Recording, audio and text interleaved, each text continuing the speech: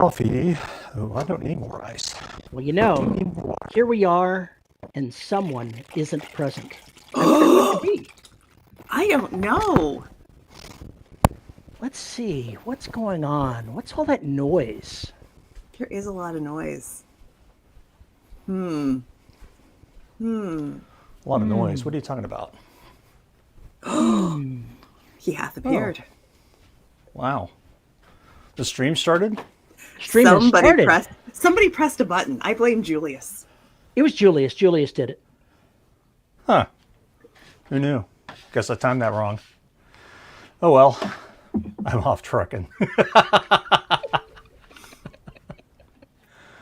Okay, I have to read chat now. It's gotten crazy since you guys get here. Man, now I've got Grateful Dead going through my head. Hi, Julius. I was hoping I would put that earworm in somebody's skull. Well, I mean, why wouldn't you? And then I'm going, you have to be of a certain age, and now I feel old.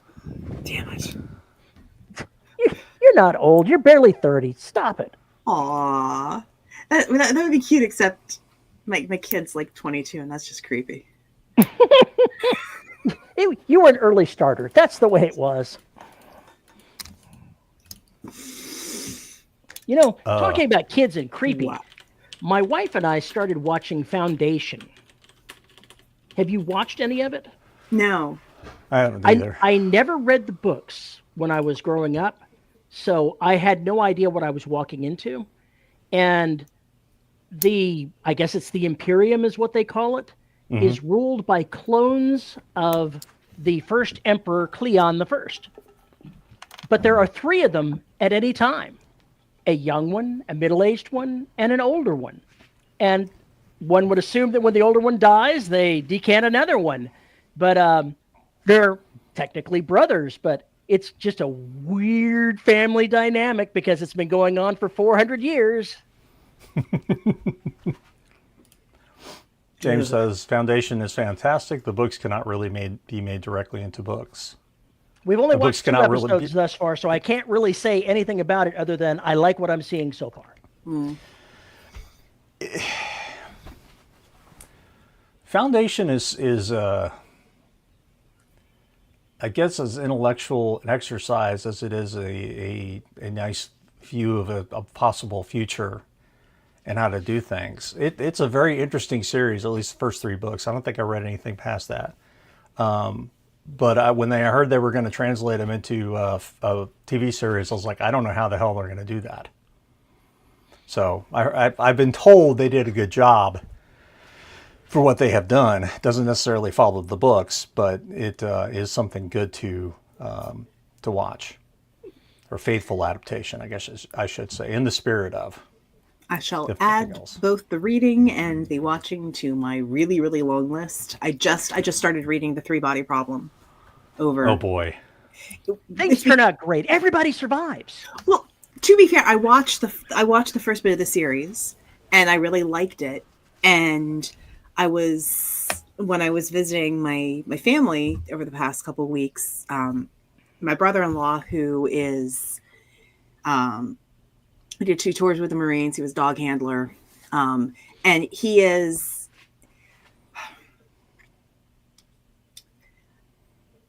very, very good about recommending books. And while we don't necessarily have the same preferences in reading, I can always ask him what he's read and what he likes. He can tell me why he liked it or what was going on. And that's usually enough for me to decide, hey, I should pick this book up or not. And he does it both with fiction and nonfiction, which I greatly appreciate. Gotcha. But he was like, yeah, it was like, the ending's really strange and the second book's hard to get through, but I think you'll really appreciate. I just don't know how these authors hold all this stuff in their head. And I'm like, oh, we're just crazy. Poorly. We're just messed up, but I'll give it a try. And I think it's actually on Kindle Unlimited. So, because I checked it out I thought I checked it out from my local library on my Kindle, and then it just appeared. I'm like, I didn't go in to accept it, so who knows? I'm a quarter of the way through. Which for me is really my favorite book in that series is the second one. Okay. He said that was the hardest one for him to get through, but I love a good second act. So, Paul, are you saying that book 2 and that had the highest body count?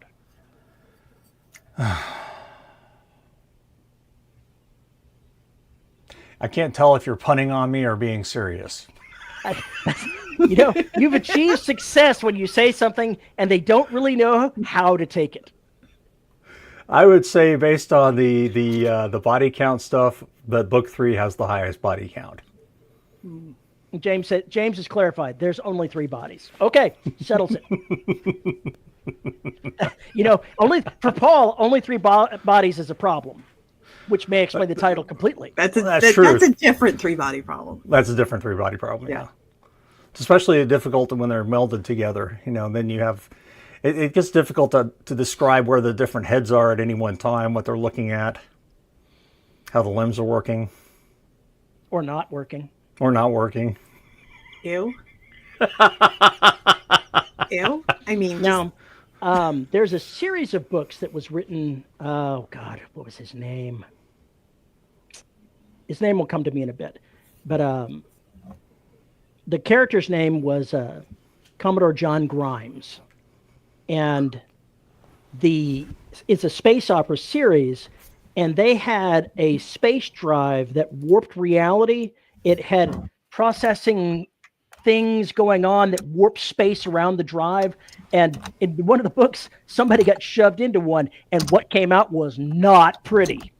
Not pretty. Like human being turned inside out and still alive. Is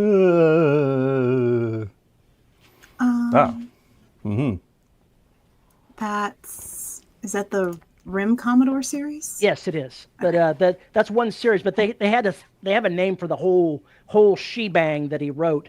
But it was very interesting stuff that I read many decades ago, and the weird space drive and the distortion that it could do to horrible people that got lobbed into it has stuck with me all these years. I can see why. I can totally see why. We should probably start this mess. Howdy, folks, and welcome to another episode of the Dead Robot Society. I am Paul E. Cooley. Joining me today, as always, well, almost always, Veronica Jaguar and Terry Mixon. How the hell are you? As Commodore John Grimes said, welcome to Liberty Hall. You can spit on the mat and call the cat a bastard.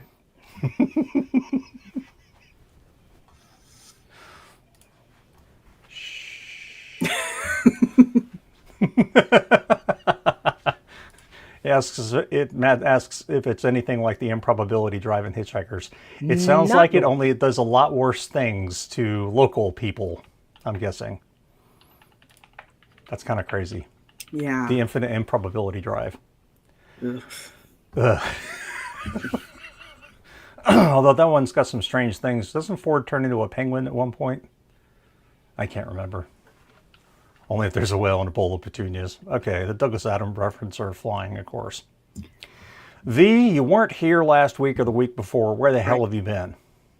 Wisconsin. What the hell are you doing in Wisconsin? There's got to be cheese. There was cheese. There was cheese and a tour of Lambeau Field. Cool. Yeah, I learned that the field is 95% Kentucky bluegrass and 5% plastic, because they use little plastic pseudo roots to allow the roots of the actual grass to better grip down into the turf. So that's why it holds better than most other regular natural turfs. Also because nothing else is played on that field except Packers football. Gotcha. Yeah. Yeah, it was cool. We're up there for my daughter's bowling tournament. She did not do as well as she wanted to, because at the they have 4 practice sessions that correspond to each of the 4 days of competition, and because the lane conditions for bowling change each day for their squads, and so they get to practice on each different lane condition. The 4th day. Okay, don't come for me about Kentucky bluegrass. It is soft. You can take a nap on it. It's magnificent.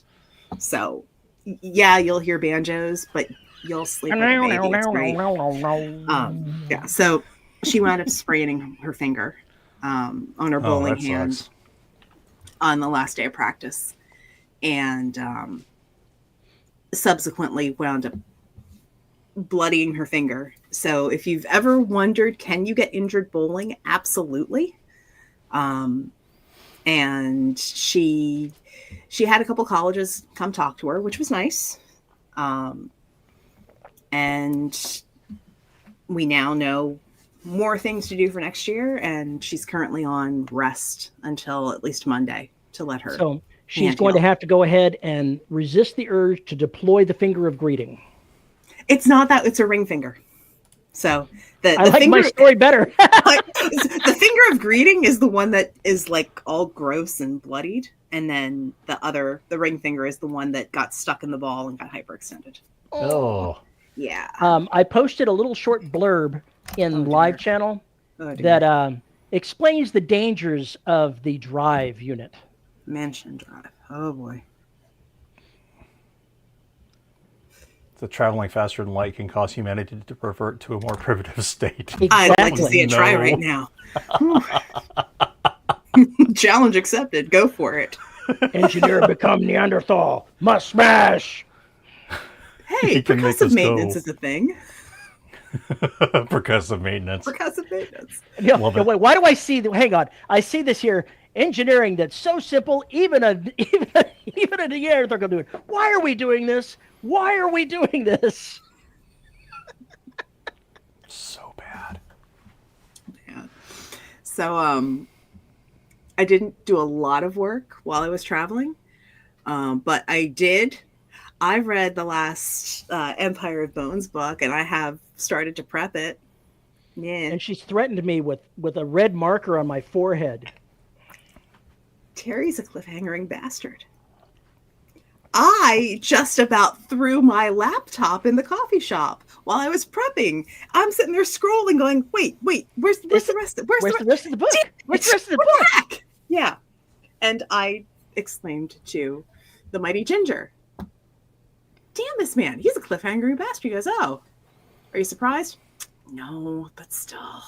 You should have sent me an email. The last half of the book somehow vanished. Please send me the few chapters that somehow didn't make it. Is this file complete? So yeah, I'm going through that prep and finding all of the characters from this series who show up again. I'm going to be going through my voice files because I tried to bring as many of them back into it as I could. I noticed. Now I'm going to figure out what books they first showed up in. I intentionally sat there and go, what character can I bring back that Veronica has forgotten how to voice? Let's see. Oh, I'll never forget them. Thank you. I might need to be slightly reminded with going back into my raw files, but I'll find them. I have received gifts from the outside world. I was about to say, damn. Does it involve cheese? It involves coffee. Well, that's something. It's impressive. So yeah, and I had the title for the book that I'm writing with Misty. It's coming out in the spring. The title changed because they didn't like the original title, and then another title was suggested, and they're like, "Yeah, we don't like that either." So the folks who are in charge of the estate that oversees the series, they're like, "How about this title?" I'm like, "Ooh, I like that title." So it's now The Ship Who Dared, and that'll be coming out.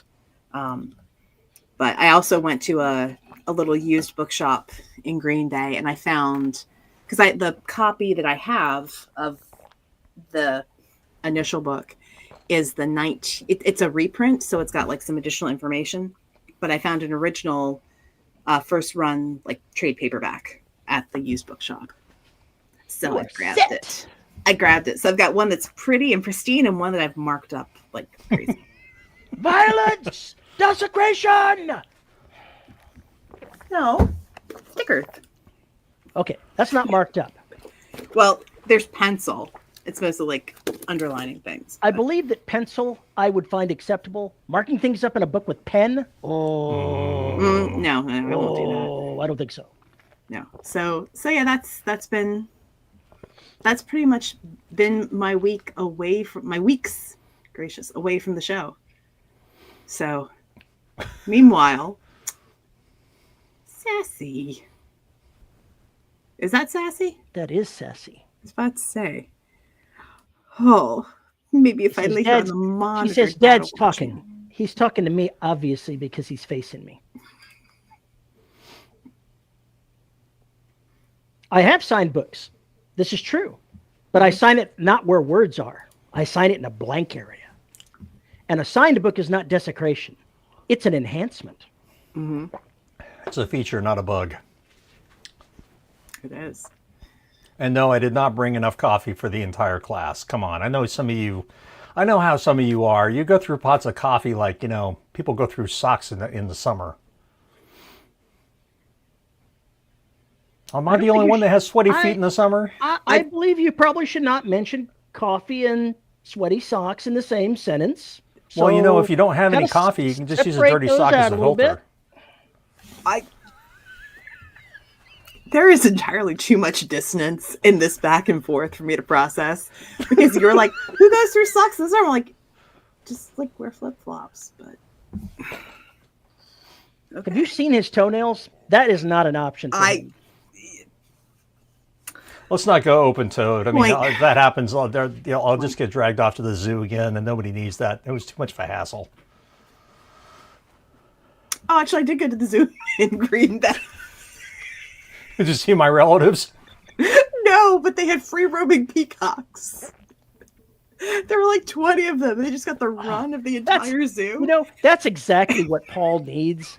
He needs that neighbor to set up some free-roaming peacocks right near his house that would go ahead and mess with his recording schedule. Well, those suckers are loud. Exactly. And they would be, yelling and calling. There were two. One was on top of like the little building that had the restrooms, and it's just standing there yelling every so often. Like, I'm up here on top of the roof. I'm on top of the roof. There's a little town just south of us that we go down there for chiropractic work for the wife. And the neighborhood has some free roaming peacocks in it. I'm unsure of how they originally got there, but they are there and they're allowed to be there, and they are loud. And I'm like, okay, that would be very unusual. Yes, it was cute for the first 10 times, and afterwards,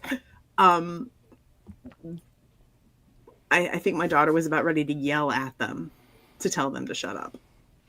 Because, of course, a peacock's going to shut up when a 16-year-old yells at them. Well, chat is just getting downright obnoxious.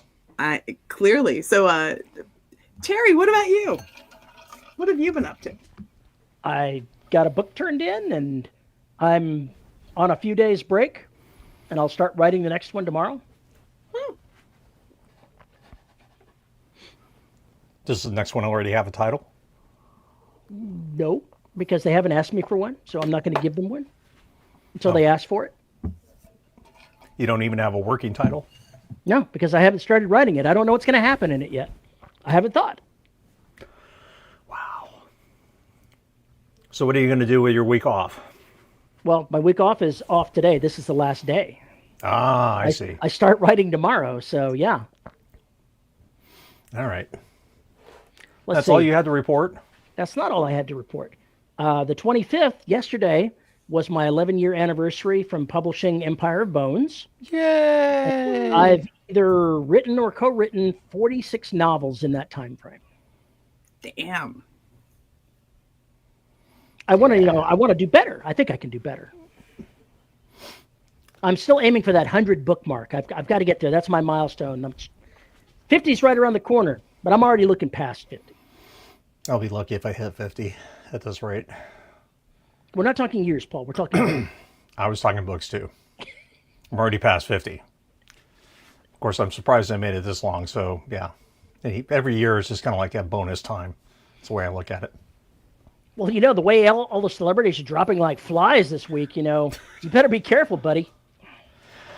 I'm fine. I'm safe. I'm not a celebrity. It's not a problem. Not a problem, barely an inconvenience. Yeah, barely an inconvenience. Let's see. What have I been doing? I finished recording Oceania. I'm waiting on cover art still, but that's in the works now, I hope.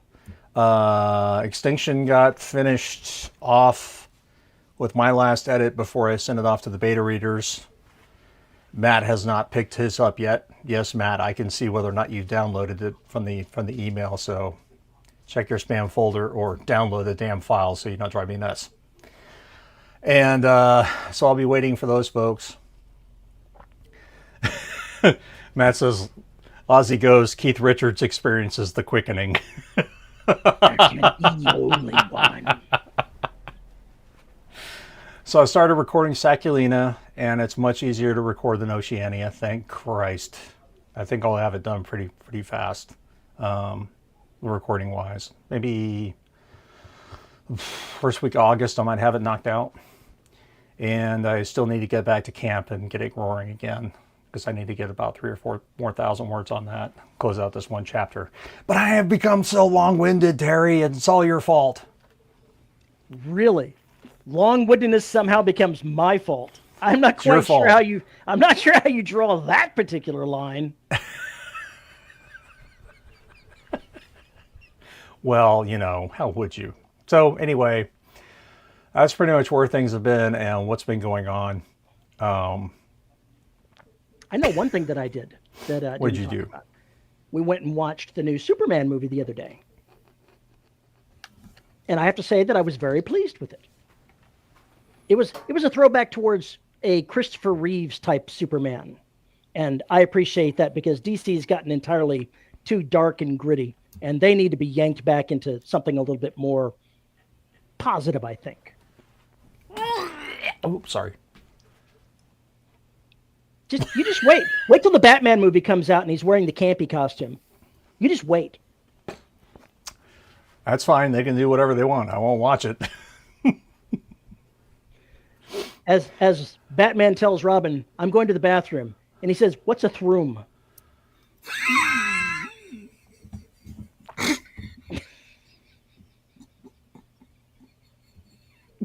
On that note.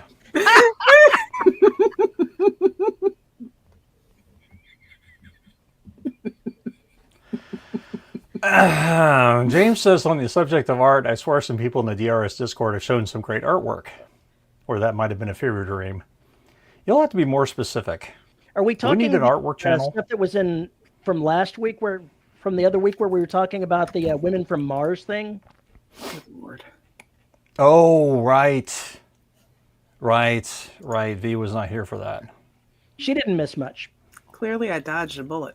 You clearly dodged the bullet, although, if any fan art pops up with you, and tigers and all of this, there you are.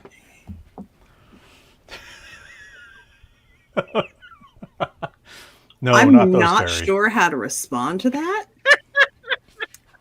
Other than knowing that the Mighty Ginger is also on the Discord. So if that does come up, I'm sure he'll tell me. Oh, boy. Don't everybody rush out to AI and get that thing fixed up right now, okay?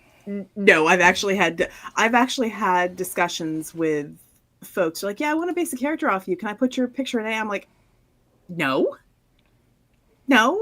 First of all, standard soccer mom, Caucasian, brown eyes, brown hair, dime a dozen. Just slap a red dress on it, total different. I don't know about that, but You need to stop trying to wear that red dress. It's just not working, Terry. I need to stop trying to wear it? Okay.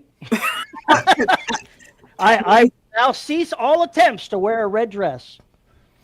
For now, until we talk again, Until I get my camera fixed. You broke it last time. what in the world is going on outside of Houston? You weren't going to tell anyone. Well, we got to kick off the OnlyFans somewhere, man.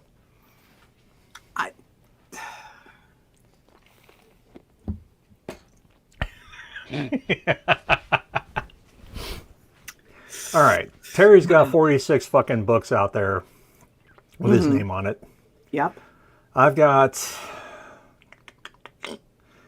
18 or 19 and then probably 21 if you count the unpublished books that will be published later this year. Okay. So I checked out Veronica's bibliography. She's got several books. I've got 5 that have been co-authored and published traditionally.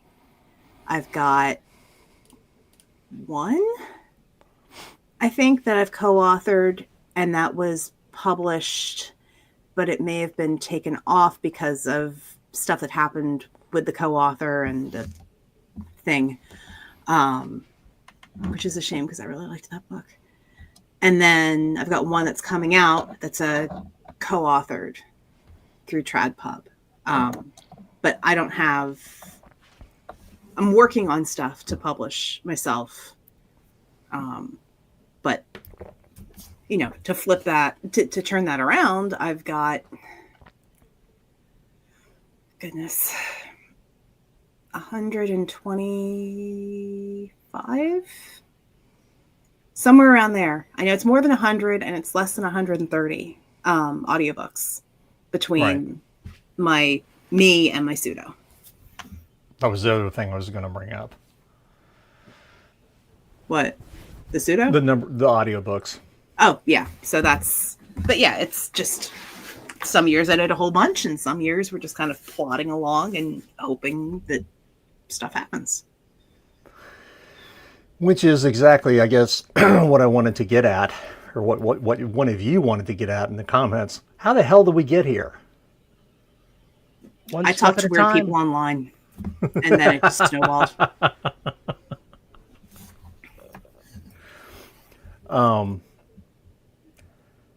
I remember that, and Terry can probably relate to this very much. I remember when I already had 3 or 4 books out and they weren't selling or anything else. The podcast was doing fine, had lots of people listening to it, but I wasn't selling any books. And then The Black came out. And that was the joke, was it was the instant overnight success, you know, the 5 or 6 year overnight success. That was the way it was, you know, kind of couched, because it didn't happen until it did. That's true for everybody, man. And it's true that way for everybody, yeah. Mm-hmm. So just keeping on. And I think Terry can probably relate to that as far as it goes as well. It's true. The way to be a successful writer is to continue to produce, even when it feels like you're not making progress, because you're going to hit an inflection point. At some point during your writing, something is going to change and you're going to have a sudden bump in your readership, and then another bump, and then one after that. But if you don't write, you don't produce, then it never happens. It's just a slow progression until it's not slow at all.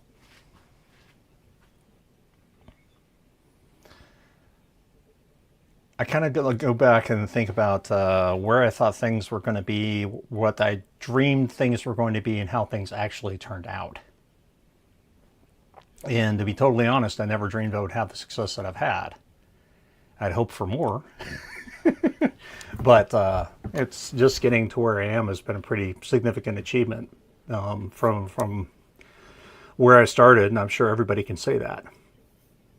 But I know I see comments every once in a while from people who are like frustrated with writing that first book, or frustrated with the fact they've written 3 or 4 and they haven't sold. You know, what do I do now? Do I just quit doing this, or do I keep doing this and hope to catch the magic at some point? How hard do I have to work to, and how long am I going to have to work until I get to that point where that happens? And like Tim says, how long did it take each of you to get to that first inflection point?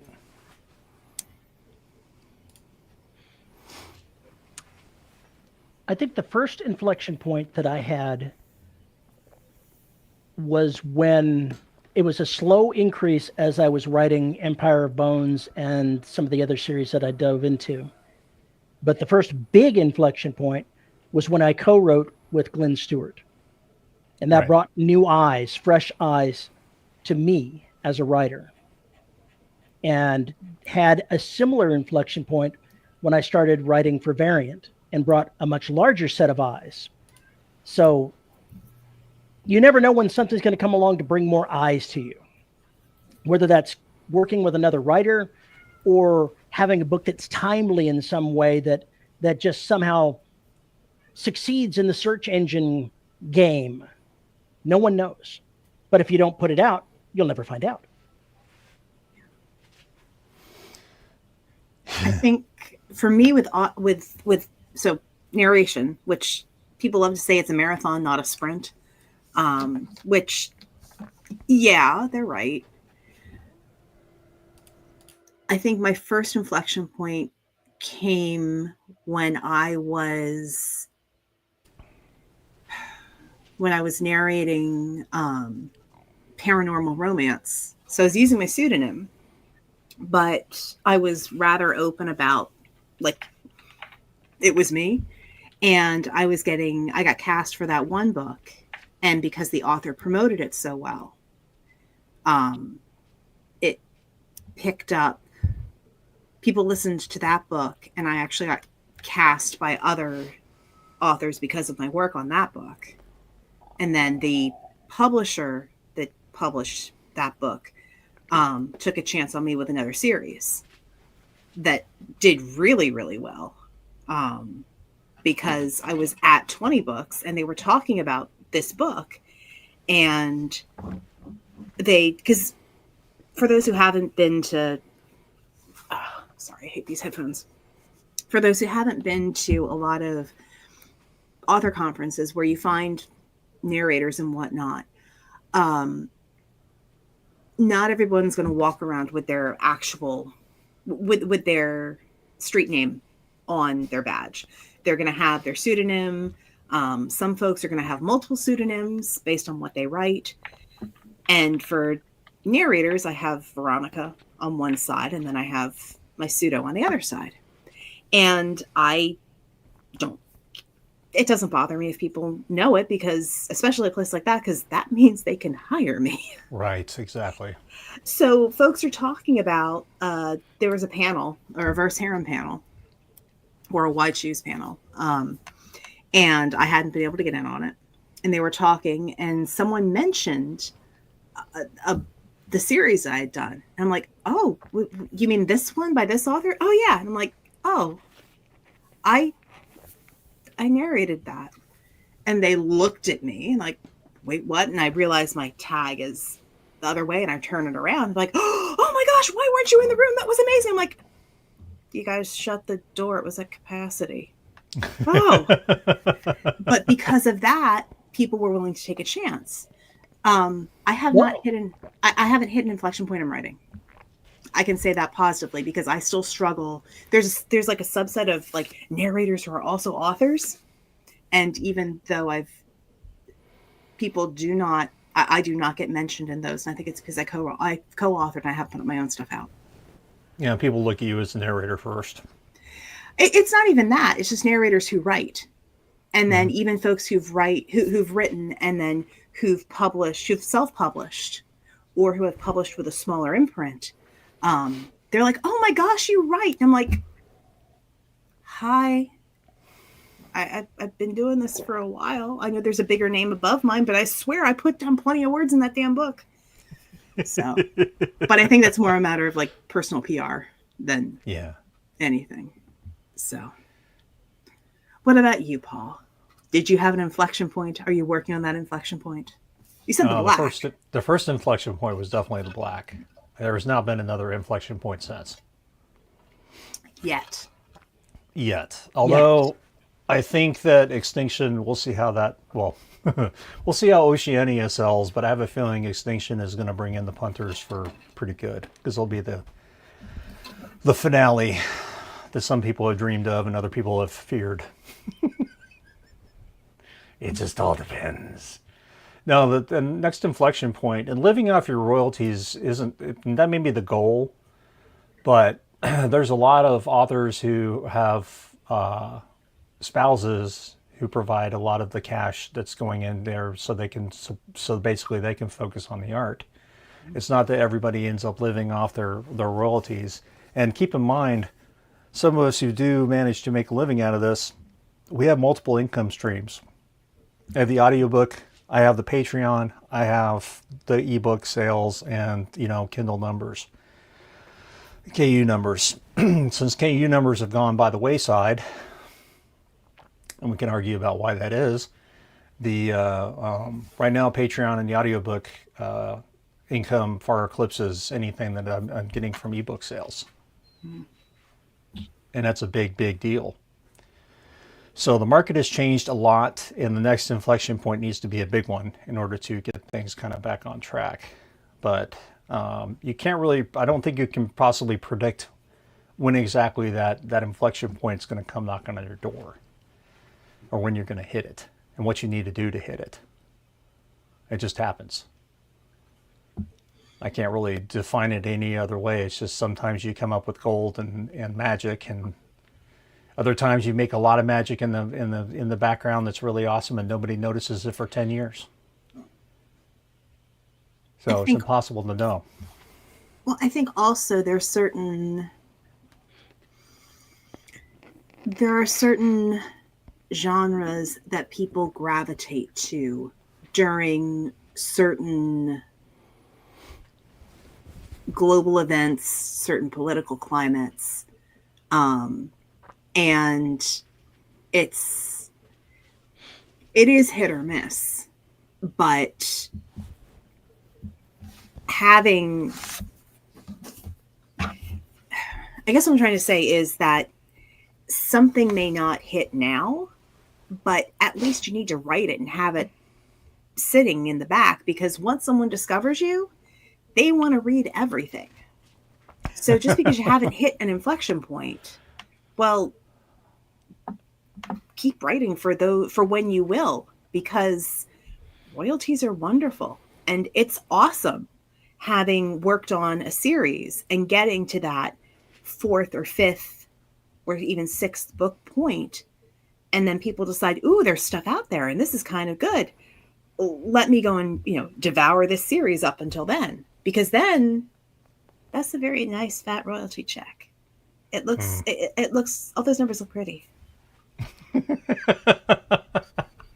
Having the back catalog is pretty serious, because I do get people who come in and find me through the black, and then they're like, all right, well, let's see what other things this idiot's written.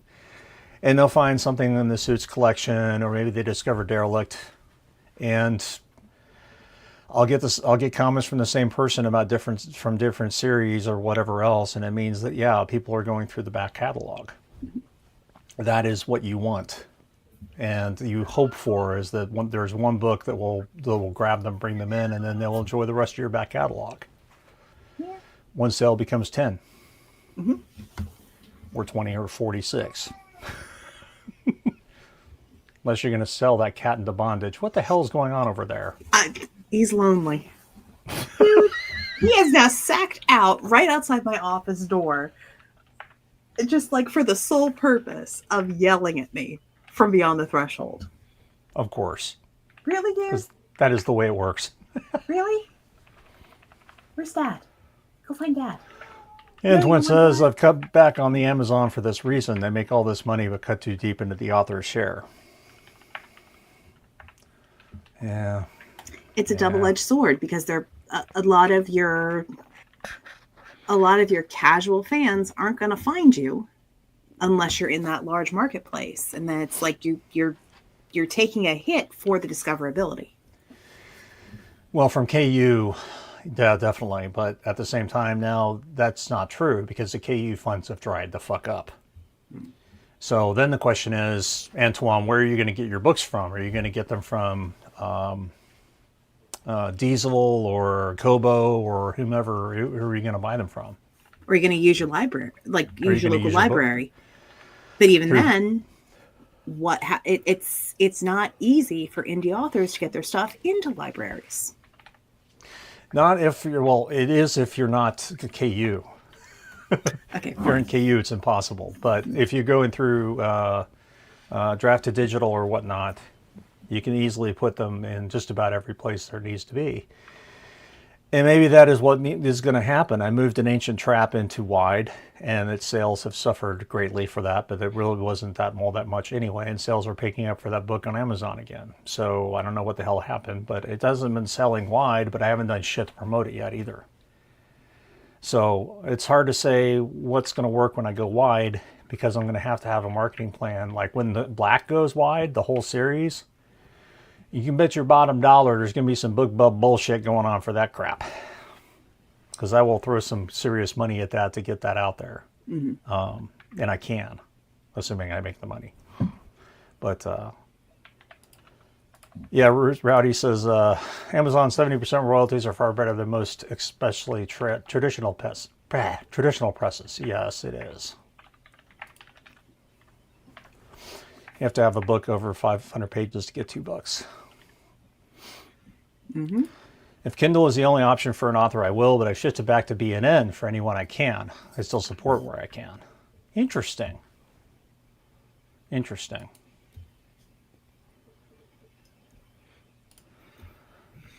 Matt says, so follow-up question. I'm looking at releasing some software, but what have you found the most lucrative? Direct sales, buy me a coffee, anything else? I presume content is content, so some crossover. Yes. Excuse me. Yes, there are quite a few software developers who are making money on Patreon and buy me a coffee and etc. because that's exactly what they're doing. They've created an open source thing and then put a way for people to pay them. And different audiences are going to find you in different places. If you just want someone to, and this is a content thing, but it's also like, what kind of content are you creating? If you're creating a product is different than creating a persona who creates a product. Because most of the time, if people are going to binge read your books, it's not just because of the book, but if you're promoting on social media, if they're finding you through interviews, podcasts, it's because they like you as a person. And they're going to follow you and remember you. Everybody's different. But it's figuring out where your audience is and where people are likely to get stuff. So, and it's like, what's your bandwidth for maintaining all of those places? Yeah, you can be everywhere. Go ahead and try and be everywhere, and you don't quintuple post everything so it gets to where it needs to be. It's maddening. It's absolute madness. And of course, none of this shit has APIs where you can script it. It's ridiculous. No. If you feel like you have to be everywhere, then you need to budget to have someone to manage that for you, because you should be writing. Or you should be coding. Or coding. Or narrating. Or doing it, whatever it is you're doing. Creating. You should be creating. Yeah, let somebody else deal with the mess. If only I could get to that point. Let's see what else. Amazon is garbage in some ways, but I still make virtually all my writer money from there. Yep. It's not garbage in some ways. It's garbage in all ways. James, such a programmer whale. Look, you dickhead. If I can't script and interact with the interfaces, then what's the point? God. Let's see. I know my audience is not in steampunk, because even being in a bundle with KJA didn't help me there. I think bundles are often hit or miss. Because not everyone is going to follow through on a bundle. It's like, if you go into a bundle, then you need to make sure that it's hooky enough that people are going to follow from that, first book in the series or the short story or whatever. Because I know Secret World Chronicle, we were in a bundle years ago. It did okay, but it wasn't amazing. And to be fair, a lot of times bundles do not showcase the best of an author. No, and it's always if you're in a bundle with somebody who's bigger, you gotta wonder how many people just buy the bundle for that one author and then just don't even read the other books. Yeah. Again, it's a hit and miss kind of thing. All right, James, I'll forgive you. Yeah, can you imagine how stupid this is? I should be able to write a goddamn shell script and have it go out and put a thing on Patreon, have a thing and put on Buy Me a Coffee, fart into Facebook, put a growler into Blue Sky, and then go to Verse and say something subversive, put it all together, and I just hit one button and it does all the shit. Okay, that brings up a question that my wife asked me yesterday. She said she was talking about somebody had made some tweet or another, and she said, "Wait a minute, it's not Twitter anymore; it's X. What is it when you post something to X? A mistake that you're even on the platform. Should it be excrement? Yes, that's I go with that. Yeah, I excrete this saying." bad. I see nothing wrong with this. I mean, See, Antoine, I only buy omnibuses when I have not read a single book in the series. That's understandable. That's totally understandable. Xenophobia. No. Cooley's not whining about anything, you jerk. Sure, that must exist on GitHub somewhere. Yeah, I wish. Terry's cooking today. X-Good platform. All right, chat, you've descended into gobbledygook. Yeah, it's what happens when you come late, Rick. You miss it all. You're gonna have to go back and listen to all the good shit we talked about earlier. Matt says, what is it when you post X? Anything I ever sent to an X was probably a bad idea, and no picture she'd have never seen in person. there's that. Yes, very Welsh. but you had the opportunity to use Photoshop for those enhancements, so you can't really complain, buddy. Ooh, okay. Okay, so Tim says, how about a different kind of sticking to it? How do you folks stick with a series or long book? So I'm assuming this is how do you stick with writing it versus reading it? Because I have found books that have like started a series, and I literally give it a chapter and a half. If I'm not hooked, that sucker gets returned, and I don't deal with it because life is short and I can find better things to read. But with a series, oh gosh. I think the solution is outlining so you can see where stuff goes and you always know where something is going to happen. Not that Paul would know anything about writing short books or a short series. I think it depends on what it is you're writing. But I can tell you from my experience, and I don't write episodic. Not really. I don't think I've ever written anything episodic at this point. Just kind of scary. Because I don't consider the Black to be episodic. For reasons. It doesn't have a whole lot of repeat characters except for 3 books. So I don't know. Anyway, regardless of what you're looking at, episodic I think is a little bit easier to do in a lot of ways because you don't have a finite ending necessarily in sight. Or even imagination. So it's easier to jump from one book to the next as long as you know everybody's got their band-aids ripped off and they've sutured up the scars, they've had a little time to heal, and now it's time for the next adventure kind of deal. I think those are awesome because you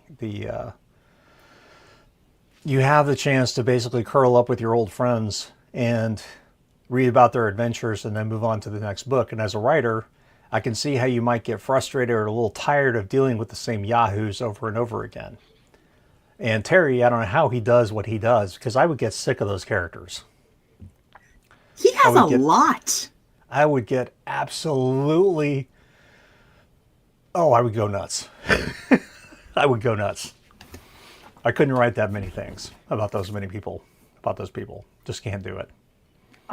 I can't help myself. I write what is interesting, and sometimes, all the time, it involves bringing in more and more and more characters until you've got like a stadium full of characters wanting their time on the screen. I believe we call that the Bedlam approach to writing.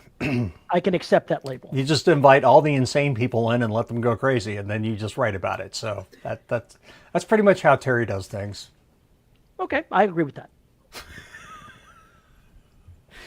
Versus you have an ending, you have a beginning, and all you need to do now is the middle.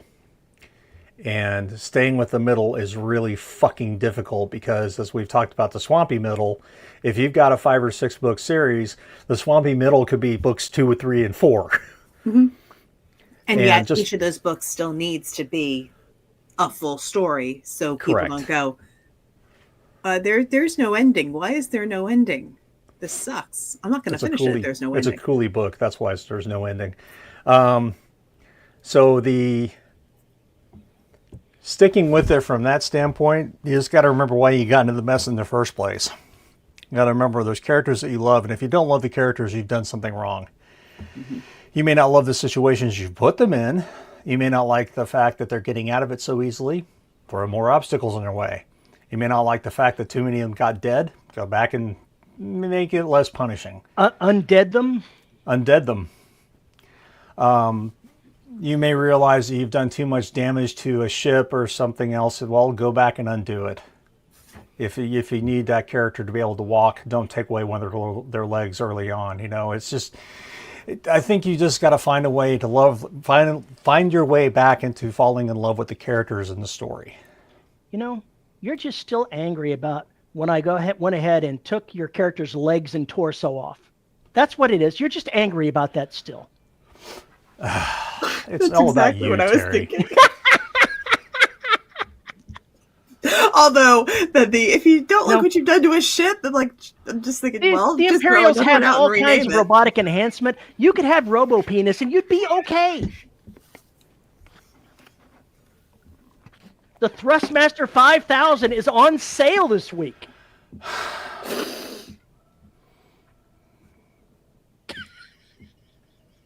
Dear God. The Empire of Bones, the Lost Chapters. Wow. I got nothing. Why does Paul whir when he walks?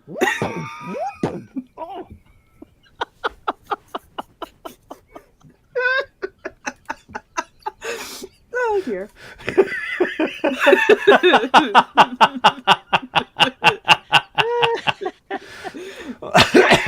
Now I'm having like Transformers more than meets the eye, and I don't need that right in my head.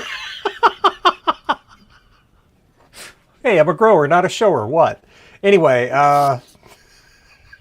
where were we? Empire of Bone. Yes, yes, absolutely. If you don't like what you've done to a character, then you can always go back and undo it. Or do them differently. Do it. This is great answers to my question, Paul. Good off-color jokes, Terry and V. This is what I pay for. That's right. Jane's found the porn parody name. Empire of Bone. Yeah, baby.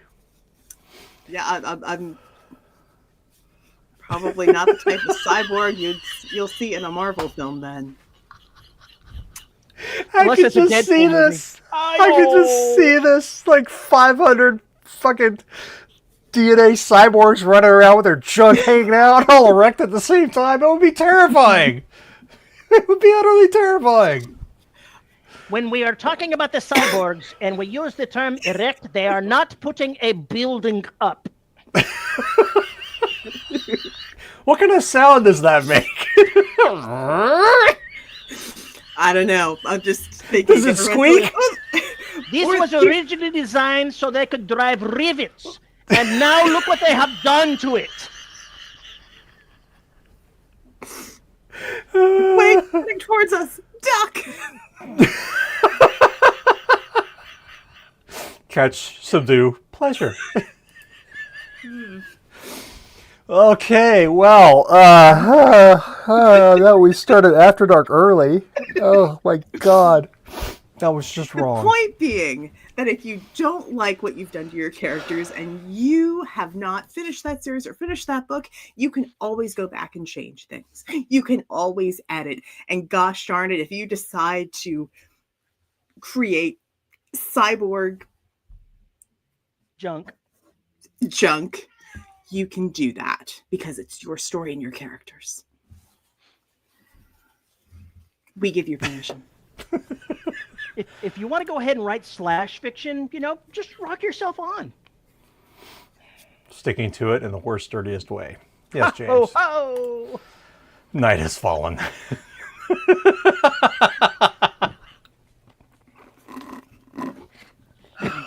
I've been able to use that line twice now. Love This it. did not work out the way I hoped. About the podcast or the cat? For our listeners, Julius has decided to just completely suffocate Terry. I pulled back so he wouldn't get it. He's like, good, your face is flat. Let me lay on it.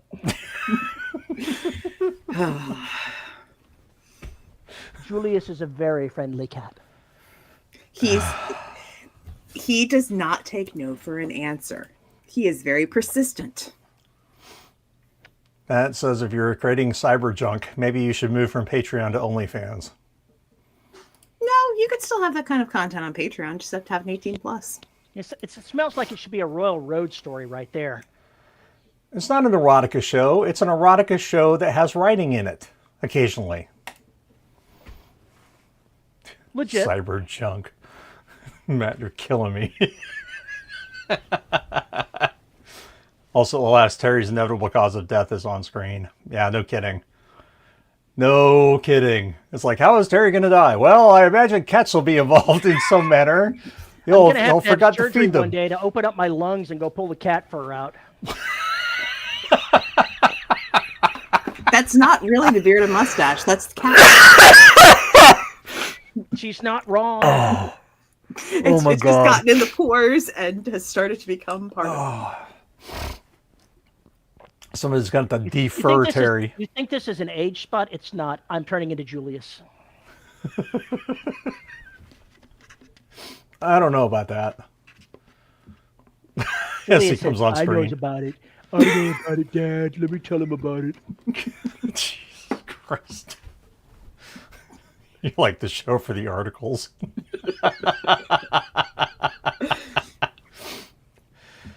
It may be an erotic outtake show, but when you're planning and it goes this wrong before you start, you know you're onto a winner.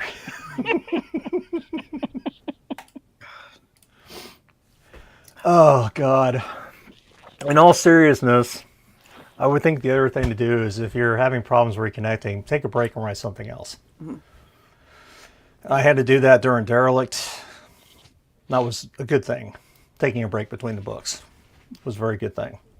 Bad thing for my wallet, but a very good thing for the story, I think. So that would just get back into it. So this was just about how we expected it. You know, your expectations should be higher than that. But given who we are and the kind of show we have, it's best to come in with low expectations. Yeah. Seems accurate. Yeah. I will say what you said about, like, if you don't like something, if something doesn't seem like it's fitting and you need to switch to other gear, that's not a bad thing. Because also when, like, an opportunity comes up or a really good idea comes up, if you need to just stop and, find another path, honestly, that's what happened to me with this book that's coming from Ban. It was literally, I was working on one story and we were probably like 50,000 words in. And then it was hey, I want to write a sequel to this. You want to come play? Yeah, sure. Okay. Set this aside. Pick up this other thing. Book And comes eventually you out got to go back to what you were working on. And I'm going to have to revise a whole bunch because I've learned more about writing, and I'll have to go back to the haunted Airbnb and the Scooby-Doo-esque solving. It's got a cuddly hellhound. Of course I'm going to go back to it. I'm sorry. I thought of haunted sex toys and my head just about exploded. No, that's the other story. That's the other story, Paul. That one's still being written. On that note, if you have a comment or question about this story, you can find us at deadrobotssociety.com. You can click on that contact button and send us an email. You can also find us at YouTube, youtube.com/DRS Podcast, where we are live every Saturday at 3 p.m. CST, except when we're not. Like and subscribe so you know when we're live. And if you would like to join our Discord server, the link is in the show notes. We'd love to have you in the community of crazies that we already have here. And if you want, yes, I did just say haunted sex toy. Yes, I did, James. And if you enjoy this kind of craziness, you can support the show by finding us at patreon.com/DRS Podcast and buymeacoffee.com/DRS Podcast, where for as little as $1 a month, you get access to exclusive live shows like the one that is coming up in about 10 minutes. And at the $10 level, you get your name read Our $10 patrons are Juan Valentin, James Terrell, Antoine Batts, Tony L. Joy, Rick Shaw, Lisa Slack, and Tim Niederreiter. Thank you to all of our patrons for making this show possible. Wow, got all that done exactly at the 1 hour mark. Amazing. Wow. Is there such a thing as a non-haunted Airbnb? Who knows? Huh. I don't know. We'll get back to you on that. On that note, thanks for hanging out with us. Enjoy the rest of your Saturday. Patrons, we will see you in a few minutes. I expect, considering how this episode went, there will be lots of naughtiness. Don't let me down. That's right. Don't let us down. We expect naughtiness. Have a great weekend. We've been waiting Rest of your all week for weekend. the naughtiness. You better deliver. Yeah, no kidding. We will see you next week.